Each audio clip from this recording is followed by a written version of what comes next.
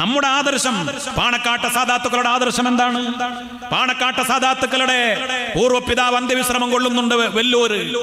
സയ്യിദ് ഹുസൈൻ ആറ്റക്കോയ തങ്ങൾ, പാണക്കാട്ട് സയ്യിദ് ഹുസൈൻ ആറ്റക്കോയ തങ്ങളെ വെല്ലൂരിലേക്ക് ബ്രിട്ടീഷുകാരെ നാട് കടത്തിയത് എന്തിന്റെ പേരിലായിരുന്നു?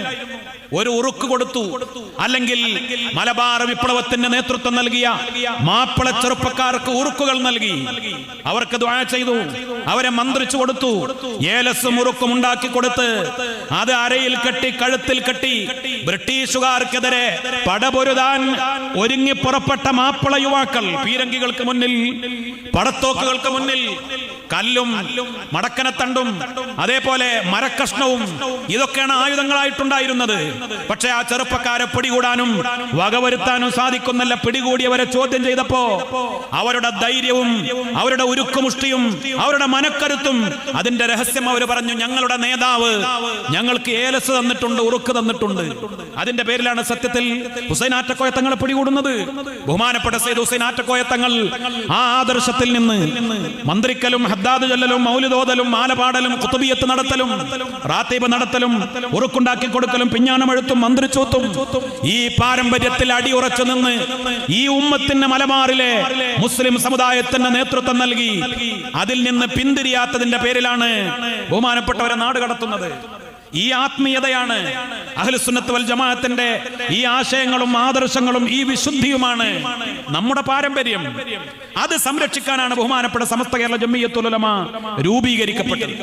നമ്മളൊക്കെ പലപ്പോഴും പറയാറുണ്ട്, അല്ലെങ്കിൽ ഈ കാലം ഒരു ഭാഗത്ത് ഏക സിവിൽ കോഡ്, മറ്റൊരു ഭാഗത്ത് പൗരത്വ ബില്ല്, വർഗീയതയുടെ കേന്ദ്ര ഗവൺമെന്റിന്റെ ഭയപ്പെടുത്തലുകൾ. ഈ പുതിയ കാലഘട്ടത്തിൽ എന്ത് ആദർശം പറയണം, എന്തിനാദർശം പറയണം? ഇന്ന് ഉമ്മത്തീയത്തിന്റെ ചില വർത്തമാനങ്ങൾ പറഞ്ഞ് നമ്മൾ അങ്ങനെ നിൽക്കേണ്ടവരാണ്, ഈ ശാഖാപരമായ കാര്യങ്ങൾ പറഞ്ഞ് തർക്കിക്കേണ്ടവരല്ല എന്ന് സാരോപദേശവുമായി കടന്നു വരുന്നവർ ഒരു കാര്യം ചിന്തിക്കണം. എന്നാണ് സമസ്ത ഉണ്ടായത്? 1925 26 ഔദ്യോഗിക രൂപമുണ്ടായി. 21 കാലഘട്ടത്തിന് ശേഷം മലബാർ തകർന്നു കിടക്കുന്ന കാലം. ആയിരക്കണക്കിന് കുട്ടികൾ യത്തീമുകളായി, ആയിരക്കണക്കിന് സ്ത്രീകൾ വിധവകളായി, സാമ്പത്തികമായി തകർന്ന്, വിദ്യാഭ്യാസപരമായി തകർന്ന്, എല്ലാ നിലയിലും തകർന്ന് തരിപ്പണമായ ഒരു കാലഘട്ടം. അപ്പോഴും ഇവിടെ ഭരണം നടത്തുന്നത് ബ്രിട്ടീഷുകാരാണ്. ബ്രിട്ടീഷുകാരുടെ ഭരണത്തിന്റെ കീഴിൽ മലബാറിലെ മുസ്ലിം സമുദായം എല്ലാം തകർന്ന് സ്വത്വബോധം, ആ ജീവന് പോലും ഭീഷണിയായി എങ്ങനെ മുന്നോട്ട് പോകണമെന്ന് വറങ്ങലിച്ചു നിൽക്കുന്ന ഒരു ഘട്ടത്തിൽ ആ സമസ്ത ഉണ്ടാകുന്നത്. ഇന്ത്യയുടെ സ്വാതന്ത്ര്യത്തിന് വേണ്ടിയല്ല സമസ്ത രൂപീകരിച്ചത്. ആ വറങ്ങലിച്ചു നിൽക്കുന്ന മുസ്ലിം സമുദായത്തിന്റെ സാമ്പത്തികമായി തകർന്നു പോയവരുടെ പട്ടിണി മാറ്റാനല്ല സമസ്ത രൂപീകരിച്ചത്. അവിടെ വിദ്യാഭ്യാസ സ്ഥാപനങ്ങൾ ഉണ്ടാക്കാനല്ല സമസ്ത രൂപീകരിച്ചത്. സമസ്ത രൂപീകരിച്ചത് ആദർശം സംരക്ഷിക്കാൻ വേണ്ടിയായിരുന്നു. മലബാറിൽ നിന്ന് തിരുവിതാംകൂറിലേക്കും മറ്റും കുടിയേറി പാർത്ത ആളുകൾ അൽമനാറും മറ്റും വായിച്ച് തിരിച്ചു വന്ന ചരിത്രം നമുക്കറിയാം. ഇവിടെ വഹാബിയത്തെ പ്രചരിപ്പിച്ച സാഹചര്യം നമുക്കറിയാം. അതിനെ പ്രതിരോധിക്കാനായിരുന്നില്ലേ സമസ്ത രൂപീകരിച്ചത്? കാരണം ഈ ദുനിയാവിലെ ഇസ്സത്തോടെ ജീവിക്കണം, പക്ഷെ അതിനേക്കാൾ ആഖിറത്തിലെ ഇസ്സത്തോടെ കൂടെ ജീവിക്കണം. ആ ബോധം അന്നത്തെ തങ്ങന്മാർക്കും ഉസ്താദുമാർക്കും ആലിമീങ്ങൾക്കും ഈ ഉമ്മത്തിന്റെ നേതൃത്വത്തിനുണ്ടായിരുന്നു. ദുനിയാവിൽ ഇസ്സത്തോടെ ജീവിക്കൽ ഒരു കാലഘട്ടത്തിലും ഈ ഉമ്മത്തിനുണ്ടായിട്ടില്ല. മുത്തനബി സല്ലല്ലാഹു അലൈഹി വസല്ലമ തങ്ങളുടെ കാലം മുതൽ കഴിഞ്ഞു പോയ ഏത് കാലഘട്ടത്തിലും ഏത് രാജ്യത്തും എവിടെയും മുസ്ലിം സമുദായം പ്രതിസന്ധികളിലൂടെയും പ്രയാസങ്ങളിലൂടെയും കഷ്ടപ്പാടിലൂടെയുമാണ് മുന്നോട്ട് പോയിട്ടുള്ളത്. ഇനി അവസാനം അന്ത്യനാൾ വരെ അങ്ങനെ തന്നെയാണ് ഈ ഉമ്മത്തിന്റെ ചരിത്രം മുത്തനബി പ്രവചനം നടത്തിയതും. ഇവിടെ സുഖലോലുപരായി അങ്ങനെ ജീവിക്കാമെന്ന് മനസ്സിലാക്കണ്ട. നമ്മുടെ ഒന്നാമത്തെ അജണ്ട ദുനിയാവല്ല. ഇവിടെ നമുക്ക് നല്ല പണം വേണം, പത്രാസ് വേണം, വിദ്യാഭ്യാസം വേണം, സ്ഥാനമാനങ്ങൾ വേണം. ഇവിടെ ഇസ്സത്തോടെ കൂടെ ജീവിക്കണം. ഈ ദുനിയാവിൽ ഇസ്സത്ത് വേണ്ട എന്ന് പറയുകയല്ല, പക്ഷേ അതിനേക്കാൾ ആഖിറത്തിലെ ഇസ്സത്ത്, ഈമാനോടുകൂടെ മരണപ്പെടണം, ഹുസ്നുൽ ഖാത്തിമത്തോടുകൂടെ മരിക്കാൻ കഴിയണം. തവഫനാ മുസ്ലിമീന വഅൽഹിഖ്നാ ബിസ്സാലിഹീൻ, ഈമാൻ രക്ഷപ്പെട്ട് മരിക്കാൻ കഴിയണം. മഹാന്മാരോട് കൂടെ സുഖലോക സ്വർഗ്ഗത്തിൽ ഒരുമിച്ച് കൂടാൻ കഴിയണം. അതിന് സിറാത്തുൽ മുസ്തഖീമിലൂടെ സംരക്ഷിക്കപ്പെടണം. അതിന് അഹ്ലുസുന്നത്ത് വൽ ജമാഅ ആ വിശുദ്ധമായ പാരമ്പര്യം പാരമ്പര്യത്തിൽ ഇവിടെ നിലനിൽക്കണം. ഹദ്ദാദ് ചൊല്ലിയവർ, മൗലിദ് ഓതിയവർ, അസ്മാഉൽ ഹുസ്ന ചൊല്ലിയവർ, സ്വലാത്ത് ചൊല്ലിയവർ, നബിദിനം നടത്തിയവർ, നമ്മുടെ ആചാരങ്ങളും അനുഷ്ഠാനങ്ങളും കൊണ്ടു നടന്നവർ, ഈ വിശുദ്ധമായ പാരമ്പര്യത്തിൽ ജീവിച്ചവർ, അവരാണ് നമ്മുടെ മുന്നിൽ നൂറുകണക്കിന് അടയാളങ്ങൾ മഹാന്മാര് പഠിപ്പിച്ചത്, മുത്തനബി സല്ലല്ലാഹു അലൈഹി വസല്ലം തങ്ങൾ പഠിപ്പിച്ചത്, നല്ല അന്ത്യത്തിന്റെ അടയാളങ്ങൾ കൃത്യമായി നമ്മുടെ മുന്നിൽ കാണിച്ചു തന്ന് വുളൂഓടുകൂടെ മരണപ്പെട്ടവർ ആരാണ്, കലിമ ചൊല്ലി മരണപ്പെട്ടവർ ആരാണ്, പുഞ്ചിരിയോടുകൂടെ മരിച്ചവർ ആരാണ്, നല്ല ദിവസങ്ങളിലും മാസങ്ങളിലും രാവുകളിലും നമ്മുടെ നേതാക്കൾ, സമസ്തയുടെ പ്രവർത്തകർ, സാധാരണക്കാർ, തങ്ങന്മാർ, ആയിരക്കണക്കിന് ആളുകളുടെ അവരുടെ അന്ത്യനിമിഷങ്ങൾ അഭിമാനത്തോടുകൂടെ നമ്മൾ പറയാറുണ്ട്. എന്തുകൊണ്ട് അവർക്ക് ആ ഭാഗ്യം ലഭിച്ചു? സുന്നത്ത് ജമാഅത്തിന്റെ പാരമ്പര്യം നിലനിർത്തിയത് കൊണ്ട്. ഒരു ചെറിയ വിട്ടുവീഴ്ചയില്ലാതെ കണിശതയോടുകൂടെ സുന്നത്ത് ജമാഅത്ത് ആരുടെ മുന്നിലും പണയപ്പെടുത്താതെ ആദർശത്തിന് വേണ്ടി നിലകൊള്ളുകയും ആദർശം ജീവിതത്തിൽ പകർത്തുകയും ആദർശത്തിൽ അധിഷ്ഠിതമായ വിശുദ്ധമായ ദീനിന്റെ ആത്മീയത അത് കൊണ്ട് നടക്കുകയും ചെയ്തത് കൊണ്ടാണ് അവർക്കൊക്കെ ആ വിശുദ്ധമായ യാത്രക്ക് പടച്ചറബ് അവസരം കൊടുത്തത്. അതിവിടെ നിലനിൽക്കണം. അതിനാണ് ബഹുമാനപ്പെട്ട സമസ്ത കേരള ജംഇയ്യത്തുൽ ഉലമ അന്ന് രൂപീകരിച്ചത്.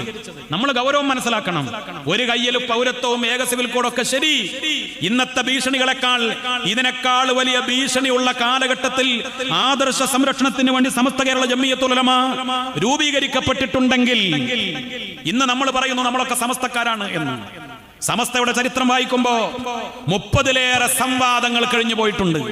പാങ്ങിൽ അഹമ്മദ് കുട്ടി മുസ്ലിയാർ, പ്രഗത്ഭരായ മഹാന്മാർ, വാളക്കുളം അബ്ദുൽ ബാരി മുസ്ലിയാർ, ബഹുമാനപ്പെട്ട ആ കാലഘട്ടത്തിലെ റഷീദുദ്ദീൻ മൂസ മുസ്ലിയാർ, ഒരുപാട് പ്രഗത്ഭരായ നേതാക്കൾ ഒരു ഭാഗത്ത്, വഹാബി നേതാക്കൾ മറുഭാഗത്ത്. ചില സംവാദങ്ങളിൽ KM സീദി സാഹിബിനെ വരെ നേരിടേണ്ടി വന്നിട്ടുണ്ട്. ആർജവത്തോടുകൂടെ സംവാദം നടത്തിയിട്ടുണ്ട്. 30-ലേറെ സംവാദങ്ങൾ, അറിയപ്പെട്ട സംവാദങ്ങൾ, കോഴിക്കോട് സംവാദം, നാദാപുരം സംവാദം, കുറ്റ്യാടി സംവാദം, അങ്ങനെ ഉള്ള അറിയപ്പെട്ട സംവാദങ്ങൾ നമ്മുടെ ചരിത്ര രേഖകളിൽ ആ സംവാദങ്ങളും അതിന്റെ കൃത്യമായ അതിന്റെ വ്യവസ്ഥകളും ആ സംവാദത്തിൽ നടന്നതും അത് കലാശിച്ചതും ഒക്കെ കാണാം. മഹാന്മാരായ ഔലിയാക്കളുടെ കറാമത്ത് മരണത്തോടുകൂടെ മുറിഞ്ഞു പോകും എന്ന ചർച്ചയുമായി ബന്ധപ്പെട്ട് റംലി ഇമാമിന്റെ ഒരു ഇബാറത്ത് വഹാബി മൗലവിമാര് ലാ തൻഖതിഉ എന്നതിലെ ലാ കട്ടു. ഇന്നത്തെ പോലെ വാട്സപ്പും ഫേസ്ബുക്കും പെട്ടെന്ന് സെർച്ച് ചെയ്യാൻ മൊബൈലൊന്നുമില്ല, കാര്യമായ കിതാബിന്റെ ശേഖരങ്ങളുമില്ല. വഹാബികൾ തട്ടിപ്പ് നടത്തിയതാണ്. പക്ഷേ ഇൽമിന്റെ ബഹറായിരുന്ന ശൈഖുന കണ്ണിയത്ത് ഉസ്താദിന് ഇബാറത്തൊക്കെ മനപ്പാടമാണ്. കേട്ടപ്പോഴേക്ക് കണ്ണിയത്ത് ഉസ്താദ് സ്റ്റേജിൽ നിന്ന് വിളിച്ചു പറഞ്ഞു ലാ കട്ടു എന്ന്. അതോടുകൂടെ ആ ഒറ്റ ലാ കട്ടു എന്നത് സമസ്തയുടെ സംവാദ ചരിത്രങ്ങളിലെ അതൊരു മുദ്രാവാക്യം പോലെ ഇപ്പോഴും അത് മുഴങ്ങുകയാണ്. കണ്ണിയത്ത് ഉസ്താദിന്റെ ലാ കട്ടു എന്ന ആ അമരധ്വനി, അതായിരുന്നു സമസ്തയുടെ ചരിത്രം. എന്തിനാണ് വഹാബികളുമായി സംവാദങ്ങൾ നടത്തിയത്? എന്തിനാണ് മൗദൂദികളുമായി സംവാദങ്ങൾ നടത്തിയത്?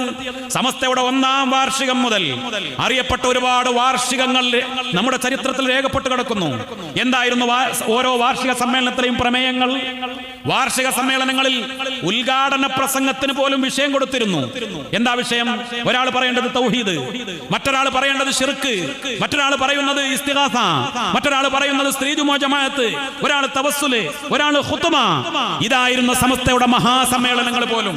സ്വാഗത പ്രസംഗം മുതൽ ഓരോ പ്രഭാഷകർക്ക് പോലും വിഷയം നിർണയിച്ചു കൊടുത്ത് നിങ്ങൾ ചരിത്രം പഠിക്ക്. ആദർശമായിരുന്നു സമസ്തയുടെ എല്ലാം. ആദർശത്തിന് വേണ്ടിയാണ് സമസ്ത രൂപീകരിക്കപ്പെട്ടത്. അതിനുവേണ്ടിയാണ് മഹാസമ്മേളനങ്ങൾ നടത്തിയത്, അതിനുവേണ്ടിയാണ് സംവാദങ്ങൾ നടത്തിയത്. പതിറ്റാണ്ടുകൾ, ഏറെക്കുറെ 2-3 പതിറ്റാണ്ട്, 10-30 കൊല്ലത്തോളം സമസ്തയുടെ പണി നിരന്തരമായ ആദർശ പോരാട്ടം തന്നെയായിരുന്നു. ഈ പോരാട്ടത്തിൽ ബഹുമാനപ്പെട്ട സമസ്തയുടെ ഉലമാക്കൾ വിജയിച്ചു. കേരളത്തിലെ മുസ്ലിം ഉമ്മത്ത് മഹാഭൂരിപക്ഷം വരുന്നവർ സമസ്തയുടെ കൂടെ നിന്നു, മഹല്ലുകൾ കൂടെ നിന്നു, സമസ്തയെ അംഗീകരിക്കുന്നവരെ ഖാദിമാരാക്കി. അങ്ങനെയാണ് പിന്നീടാണ് നിർമ്മാണ പ്രവർത്തനങ്ങൾ തുടങ്ങുന്നത്, പിന്നീടാണ് മദ്രസ പ്രസ്ഥാനം വരുന്നത്, പിന്നീടാണ് ജാമിയ ഉണ്ടാകുന്നത്, പിന്നീടാണ് അറബി കോളേജുകൾ വരുന്നത്, പിന്നീടാണ് സ്ഥാപനങ്ങൾ ഉണ്ടാകുന്നത്, നിർമ്മാണാത്മകമായ പ്രവർത്തനങ്ങളിലേക്ക് പിന്നീട് കടന്നു വരുന്നത്. അവിടെയും ബഹുമാനപ്പെട്ട സമസ്ത കേരള ജംഇയ്യത്തുൽ ഉലമയുടെ ലക്ഷ്യം എന്താണ്? എന്തിനാണ് മദ്രസകൾ? ആദർശത്തിൽ അധിഷ്ഠിതമായ ഉമ്മത്തോടെ നിലനിൽക്കാൻ. എന്തിനാണ് അറബി കോളേജുകൾ? സുന്നത്തെ ജമാഅത്തിന്റെ ആദർശം നിലനിർത്താൻ. എന്തിനാണ് വിദ്യാഭ്യാസ സ്ഥാപനങ്ങൾ? ആദർശത്തിൽ അധിഷ്ഠിതമായ ഒരു തലമുറ ഇവിടെ നിലനിന്ന് അടുത്ത തലമുറയിലേക്ക് സിറാത്തുൽ മുസ്തഖീമിന്റെ സുന്നത്തെ ജമാഅത്തിന്റെ ആദർശം പകർന്നു കൊടുക്കാൻ. ബഹുമാനപ്പെട്ട സമസ്തയെ സംബന്ധിച്ചിടത്തോളം അതുകൊണ്ട് തന്നെ ഒരു വിട്ടുവീഴ്ചക്കൊരിക്കലും നമുക്ക് കഴിയില്ല, സാധ്യമല്ല. ഞാൻ കൂടുതൽ നീട്ടിക്കൊണ്ടുപോകുന്നതിൽ അവസാനിപ്പിക്കുകയാണ്. നമുക്ക് ഒരിക്കലും ആദർശത്തിന്റെ കാര്യത്തിൽ ഒരു വിട്ടുവീഴ്ചക്ക് നമുക്ക് സാധ്യമല്ല. സമസ്തയുടെ ഭരണഘടനയിലും അങ്ങനെ തന്നെയാണ്. ഒന്നാമത്തെയും രണ്ടാമത്തെയും സമസ്തയുടെ ലക്ഷ്യങ്ങൾ പറയുന്നത് ആദർശ സംരക്ഷണമാണ്, സുന്നത്ത് ജമാഅത്തിന് വേണ്ടിയുള്ള പോരാട്ടമാണ്, വിദ്യാർത്ഥിനെ പ്രതിരോധിക്കേണ്ട അതിനെക്കുറിച്ചുള്ള പ്രാധാന്യമാണ്. അത് കഴിഞ്ഞിട്ടേ പിന്നെ വിദ്യാഭ്യാസ പ്രവർത്തനം മറ്റൊക്കെ പറയുന്നുള്ളൂ. വിദ്യാഭ്യാസ പ്രവർത്തനം പോലും അതും സുന്നത്ത് ജമാഅത്തോടെ നിലനിർത്തുന്നതിന് വേണ്ടിയാണ്. മറ്റുള്ള കാര്യങ്ങൾക്കൊക്കെ ഇവിടെ വേറെയും ഒരുപാട് സംഘടനകളുണ്ടല്ലോ. നമ്മുടെ പരമപ്രധാനമായ ലക്ഷ്യം ഈ മഹാന്മാർ കാണിച്ചു തന്ന അഹ്ലുസുന്നത്ത് വൽ ജമാഅ ഇവിടെ നിലനിർത്തലാണ്, സംരക്ഷിക്കലാണ്. അത് നിലനിർത്താൻ വേണ്ടി ബഹുമാനപ്പെട്ട സമസ്ത കേരള ജംഇയ്യത്തുൽ ഉലമയുടെ ചൂരും മണവും ആവാഹിച്ചെടുത്ത, സമസ്ത കേരള ജംഇയ്യത്തുൽ ഉലമയുടെ ആദർശം നെഞ്ചേറ്റിയ സമസ്തയുടെ പ്രവർത്തകർ, സമസ്തയുടെ ചുണക്കുട്ടികൾ, സമസ്ത കേരള ജംഇയ്യത്തുൽ ഉലമയുടെ യുവാക്കളും ബഹുജനങ്ങളും സമസ്ത എന്ന് പറയുന്ന മഹത്തായ പണ്ഡിത പ്രസ്ഥാനത്തിന്റെ ആദർശം സംരക്ഷിക്കുന്നതിന് വേണ്ടി അവരുടെ ഹയാത്തുള്ള കാലത്തോളം ആരുടെ മുന്നിലും ഒരു ഭീഷണിയുടെ മുന്നിലും ഒരു വിട്ടുവീഴ്ചയും ചെയ്യാതെ ഈ ആദർശം സംരക്ഷിക്കുക തന്നെ ചെയ്യും. രാജാതിരാജനായ റബ്ബ് സുബ്ഹാനഹു വ തആല നമുക്ക് തൗഫീഖ് നൽകി അനുഗ്രഹിക്കട്ടെ. വആഖിറു ദഅവാന അനിൽ ഹംദുലില്ലാഹി റബ്ബിൽ ആലമീൻ. അസ്സലാമു അലൈക്കും വറഹ്മത്തുള്ളാഹി വബറകാതുഹു.